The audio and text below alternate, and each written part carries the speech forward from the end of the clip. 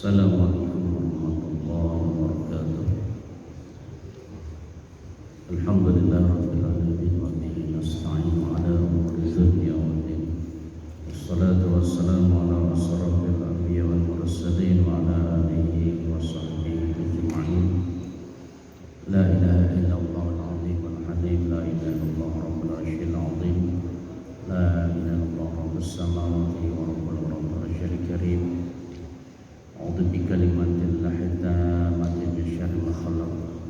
Bismillahirrahmanirrahim. Bismillahilladzi la yadurru ma'a ismihi syai'un fil ardi wa la fis samaa'i wa huwa as-sami'ul 'aliim. Bismillahirrahmanirrahim. Shalli 'ala sayyidina Muhammad. Jamaah salat zuhur yang dirahmati Allah Subhanahu wa taala. Alhamdulillah pada siang yang mulia ini Allah pertemukan kita dalam sebuah majelis yang insyaallah untuk keberkahan Allah Subhanahu wa taala.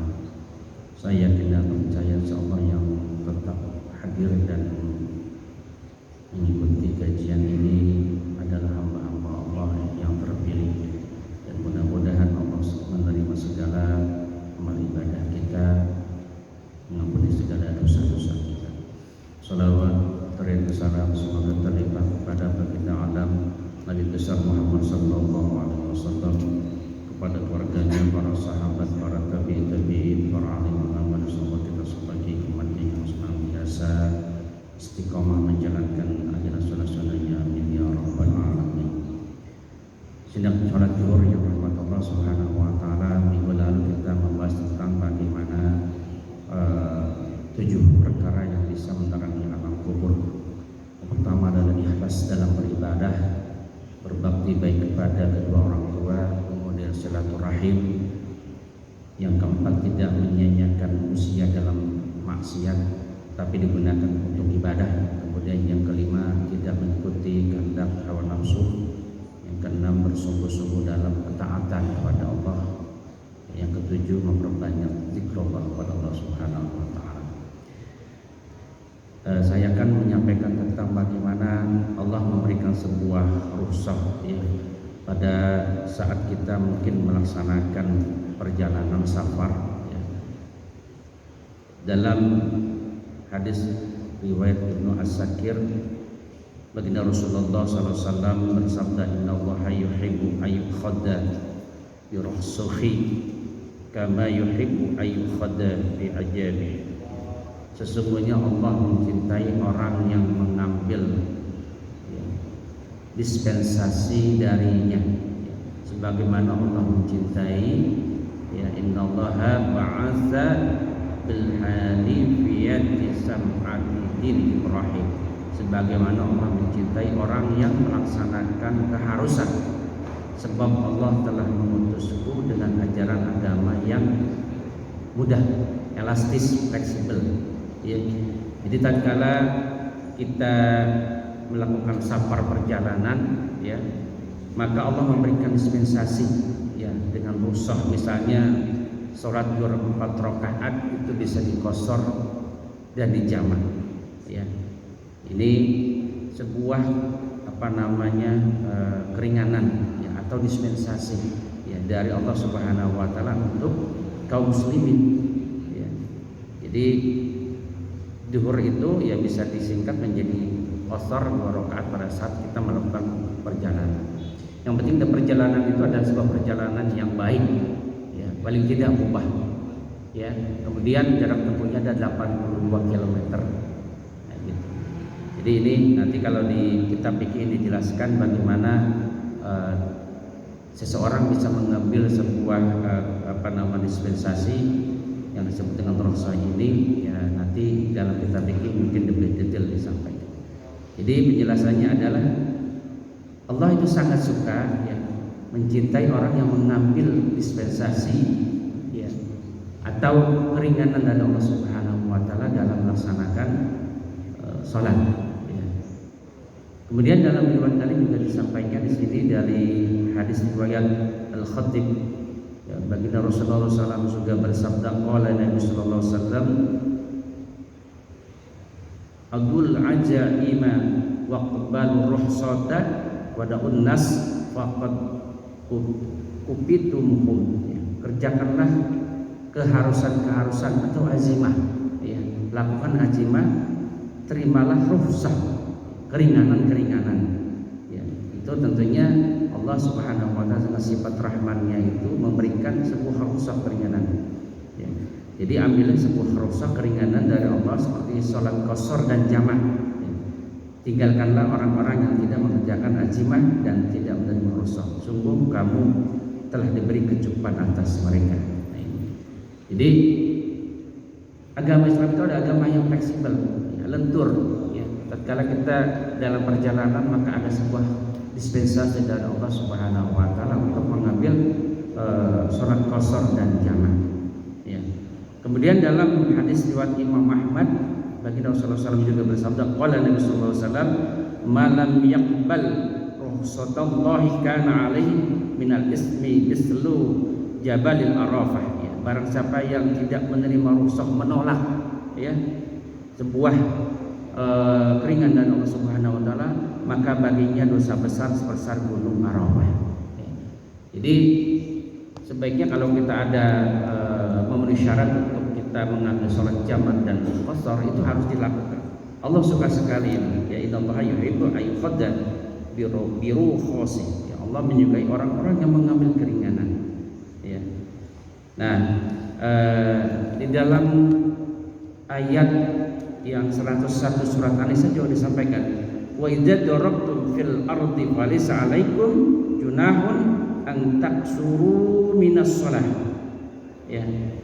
Jadi dalam Al-Qur'an Allah berfirman, apabila kamu berperang, ya, apabila kamu bepergian di muka bumi, maka tidaklah berdosa kamu mengambil sholat qashar, ya. Nah, ini kan ayatnya turun pada saat terjadi perang, sehingga sahabat bertanya kepada Umar bin Khattab, ya Amirul Mukminin, ini kondisi sudah aman, itu sudah tidak perang lagi, ya kan, gitu. Apakah ini bisa diambil? Ya, ini adalah sebuah bonus dari Allah Subhanahu wa taala, sedekah dari Allah Subhanahu wa taala, bahwa dalam kondisi di luar perang pun seperti kita menambah perjalanan safar, maka kita, ya, ditekankan untuk mengambil daripada dispensasi itu atau keringan-keringanan itu, ya. Jadi ini yang harus kita pahami, ya, sehingga di dalam siratul, ya, yang disebut yakin, yaitu dengan sirat itu adalah menyatakan apa yang telah dibenarkan oleh hati atas hal yang gaib dengan menghilangkan segala keraguan. Tahqiqut tasdiq bil ghaibi bi ijallati kulli raib, ya, menyatakan apa yang telah dibenarkan oleh hati atas hal yang gaib dan menghilangkan segala keraguan. Kemudian yang kedua, ya, makalah dari bab 5 kitab ini, sesungguhnya Sayyidina Umar telah mengatakan sebuah hadis mauquf, ya, artinya hadisnya itu terhenti sampai ke sahabat, atau hadis marfu, ya. Kalau tidak ada seruan yang gaib, tentu aku persaksikan 5 golongan ahli surga, gitu. Jadi au marfu'an ila Nabi sallallahu alaihi wasallam, laula idil abu ghaibi syahidtu ala khamsin. Jadi ada 5 golongan, ya, ahli surga, ya, kalau tidak ada seruan yang sifatnya gaib. Yang pertama adalah apa? Nafarin annahum ahlul jannah, orang fakir yang mempunyai tanggungan keluarga, ya. Jadi orang fakir dia mempunyai tanggungan, ya, mungkin ada ponakannya yang ikut, ya, yang masih kecil, gitu kan, pokoknya yang tinggal satu rumah, ya. Ya, ini menjadi tanggungan daripada siapapun, walaupun dia dalam keadaan fakir. Kalau istri anak sudah pasti, gitu kan. Tetapi misalnya ada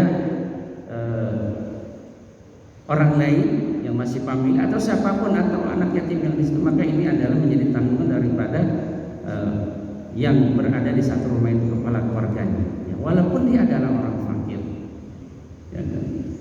Kemudian al-fakir sahibul iyal, ya, jadi juga adalah menjadi batin, ya menjadi tanggungan daripada itu.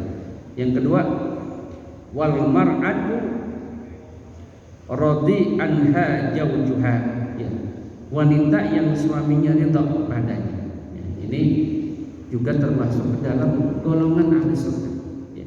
Jadi seorang istri yang dia ridho terhadap posisi apapun suaminya, ya, baik dalam keadaan senang maupun susah dia tetap ridho, ya.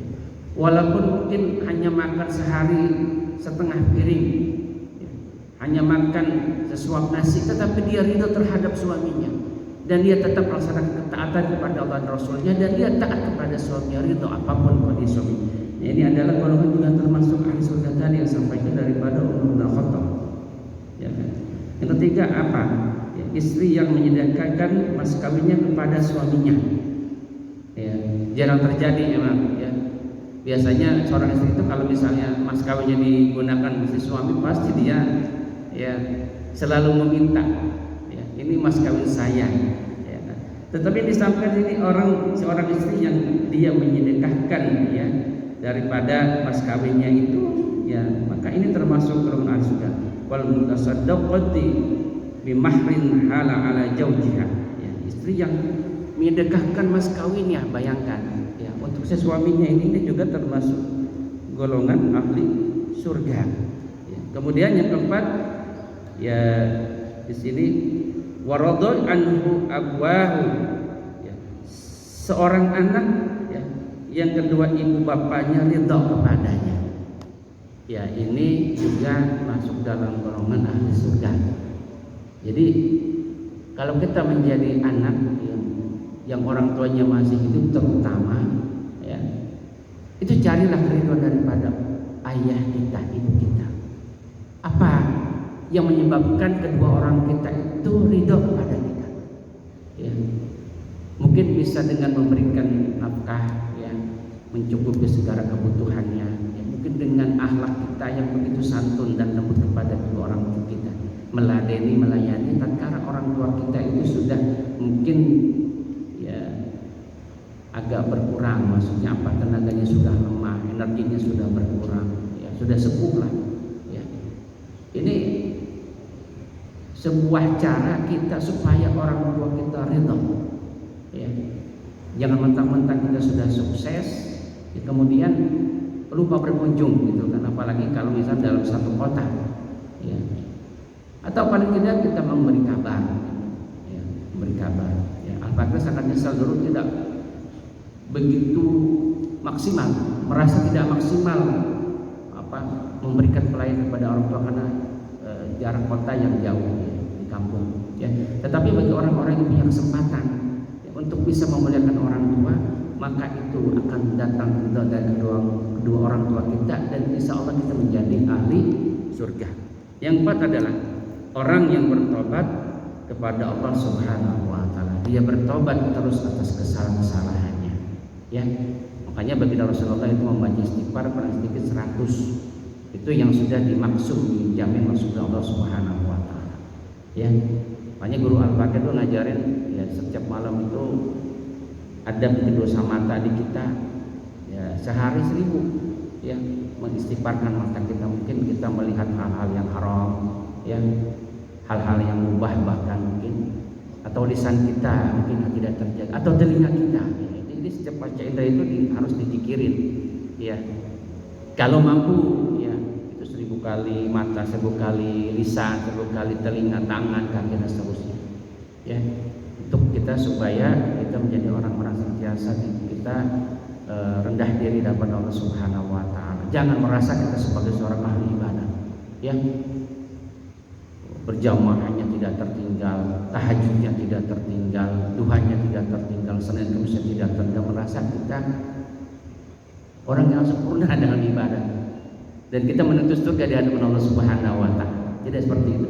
Semakin kita taat, semakin kita melaksanakan ketaatan kepada Allah Subhanahu wa taala, ya, maka merasa kita semakin kurang, ya, semakin apa, semakin hina di hadapan Allah Subhanahu wa taala, ya. Ya, jadi kita banyak-banyak untuk kita beristighfar kepada Allah Subhanahu wa taala, tobat kepada Allah Subhanahu wa taala. Dan mestinya kan sholat taubat itu tidak saat kita melakukan kesalahan, itu harus setiap waktu kan gitu. Paling tidak kan 1 hari sebelum kita melaksanakan misalnya sholat taubat. Kullu bani adam khata'un wa khairul khata'in at-taubun. Ya, setiap anak Adam melakukan dosa, sedangkan sebaik-baiknya orang yang berdosa adalah meminta taubat kepada Allah Subhanahu wa taala. Terakhir ada sebuah hadis dari Ibnu Abbas, qala Nabi sallallahu alaihi wasallam, Allahu afrahu bitaubati atin. Ya, Allah telah sangat senang kepada orang yang bertobat. Inna dom'anil warid, ya, lebih senang daripada seseorang yang dalam keadaan haus dia menemukan minum. Ya.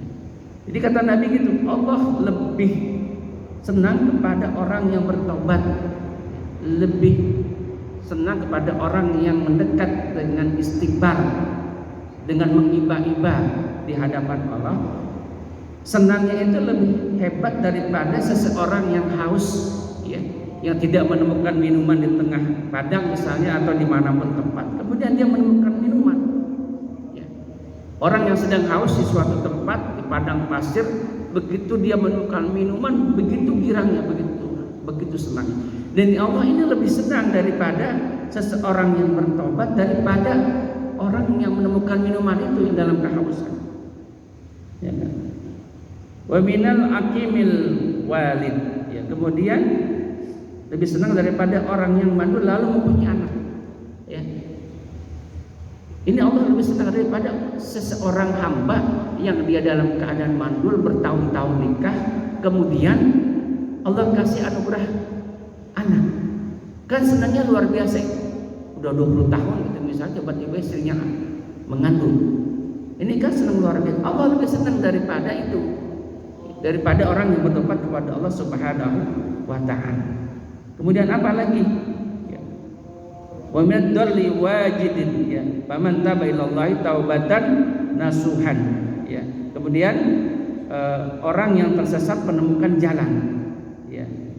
Jadi itu lebih senang, ya.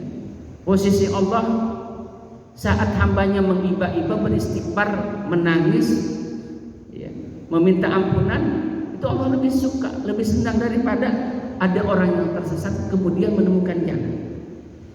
Ya kan?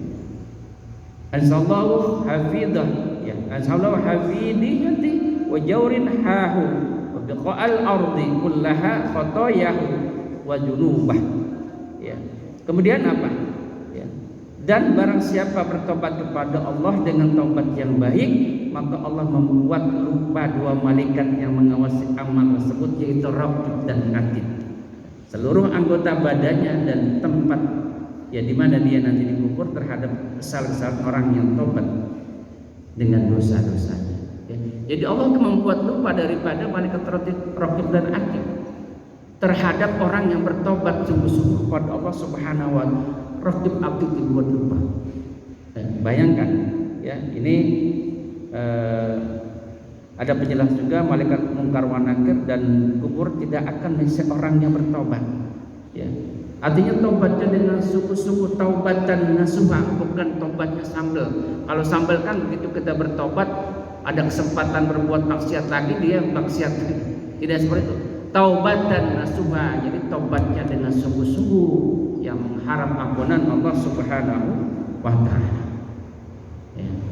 Ini hadis riwayat Ibnu Abbas, ya. Mudah-mudahan kita semakin usia bertambah, semakin kita paham terhadap agama, semakin hati kita memahami daripada kaidah-kaidah yang ditujukan, ya, oleh baginda Rasulullah, ya, dengan hadisnya, dengan perilakunya, ya, dengan perkataannya, dan mudah-mudahan kita termasuk dalam golongan orang-orang yang senantiasa mendekat kepada Allah dengan taubat kepada Allah Subhanahu wa taala. Qurratul majlis wa bihamdika asyhadu an la ilaha illa anta astaghfiruka wa atubu ilaik. Al-Fatihah.